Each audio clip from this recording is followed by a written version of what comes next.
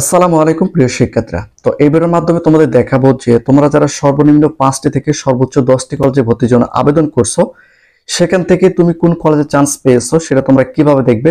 যেহেতু নতুন পদ্ধতির মাধ্যমে তোমরা একাদশ শ্রেণীতে ভর্তির আবেদন করছো, সেক্ষেত্রে তোমাদের নতুন পদ্ধতির মাধ্যমে একাদশ শ্রেণী ভর্তির ফলাফলটা দেখতে হবে। তো বিষয়টা হচ্ছে যে তোমাদের মধ্যে অনেক শিক্ষার্থী সর্বনিম্ন 5টি কেউ কলেজে ভর্তির জন্য আবেদন করছে, আবার কেউ সর্বোচ্চ 10টি কলেজে ভর্তির জন্য আবেদন করছে। এখন সেখান থেকে যে কোনো একটি কলেজে তুমি নির্বাচন হবে বা একটি কলেজে তোমরা ভর্তির জন্য চান্স পাবে। এখন তুমি কোন কলেজটায় চান্স পেয়েছো সেটা কিন্তু তোমাদের নতুন ওয়েবসাইটের মাধ্যমে দেখতে হবে। তো এই ভিডিওর মাধ্যমে তোমাদের দেখাবো যে কিভাবে তোমরা সঠিক নিয়মে একাদশ শ্রেণী বা কলেজ ভর্তির রেজাল্টটা তোমরা দেখবে। তো ফার্স্ট অফ অল তোমাদের কি করতে হবে, তোমরা যে নতুন ওয়েবসাইটের মাধ্যমে একাদশ শ্রেণীতে ভর্তির আবেদন করছিলে সেই ওয়েবসাইটে আসতে হবে। তো সেই ওয়েবসাইটের লিংকটা এই ভিডিও ডেসক্রিপশন দিয়ে রাখবো, সেখান থেকে তোমরা এই ওয়েবসাইটের মধ্যে চলে আসতে পারবে। তো এখানে তোমরা দেখতে পাচ্ছ, দেখো লগইন রয়েছে। তো এখানে তোমাদের একটা বিষয় বলে রাখি, তোমরা যখন একাদশ শ্রেণীতে ভর্তির আবেদন করছিলে তখন কিন্তু তোমাদের সাইন আপ করতে হয়েছিল। তখন কিন্তু শিক্ষা বোর্ড থেকে তোমাদের একটা ইউজার আইডি, একই সঙ্গে তোমাদের একটা পাসওয়ার্ড দেওয়া হয়েছিল। তো এখন বর্তমানে তোমরা যখন রেজাল্টটা দেখবে, অর্থাৎ তুমি কোন কলেজে চান্স পেয়েছো সেই রেজাল্টটা যখন তোমরা দেখবে, তখন কিন্তু তোমাদের সেই ইউজার আইডি একই সঙ্গে পাসওয়ার্ডটা কিন্তু প্রয়োজন।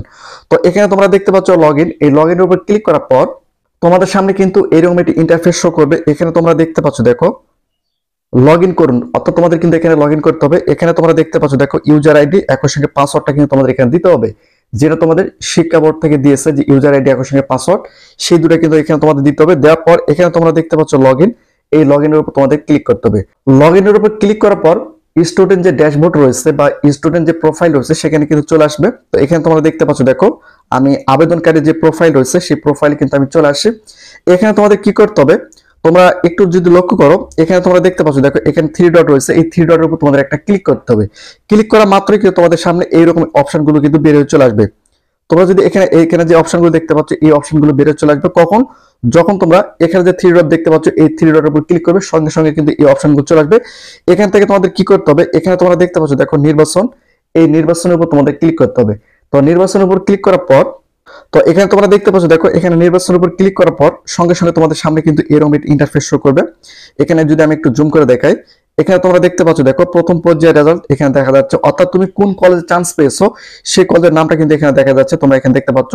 অর্থাৎ তোমরা যারা সর্বনিম্ন 5টি বা সর্বোচ্চ 10টি কলেজে ভর্তির জন্য আবেদন করছো, সেখান থেকে তোমরা যে কলেজের চান্স পাবে সেই কলেজের নামটা কিন্তু এখানে শো করবে, তোমরা এখানে দেখতে পাচ্ছ। একই সঙ্গে ওই কলেজের সকল তথ্য কিন্তু তোমরা এখানে দেখতে পাবে। এখানে ওই কলেজে দেখো, আমি একটু পরিষ্কার করে দেই, এখানে কলেজের ইআইএন নাম্বার দেখতে পাবে, শিফট দেখতে পারবে, ভার্সন দেখতে পারবে, অগ্রাধিকার দেখতে পাবে, কোডা দেখতে পারবে, নিশ্চয়ন সময় দেখতে পারবে, অর্থাৎ সকল তথ্য কিন্তু তোমরা এখানে দেখতে পারবে।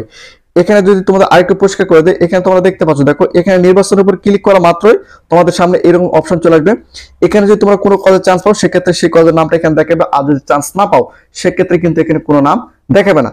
সেক্ষেত্রে তোমাদের আবার দ্বিতীয় পর্যায়ে কিন্তু একাদশ শ্রেণীতে ভর্তির আবেদন করতে হবে। তো এভাবে কিন্তু খুব সহজে তোমরা একাদশ শ্রেণীতে ভর্তির আবেদনের ফলাফলটা দেখে নিতে পারবে। প্রতিনিয়ত আপডেট ভিডিও পেতে অবশ্যই চ্যানেলটিকে সাবস্ক্রাইব করে রাখুন।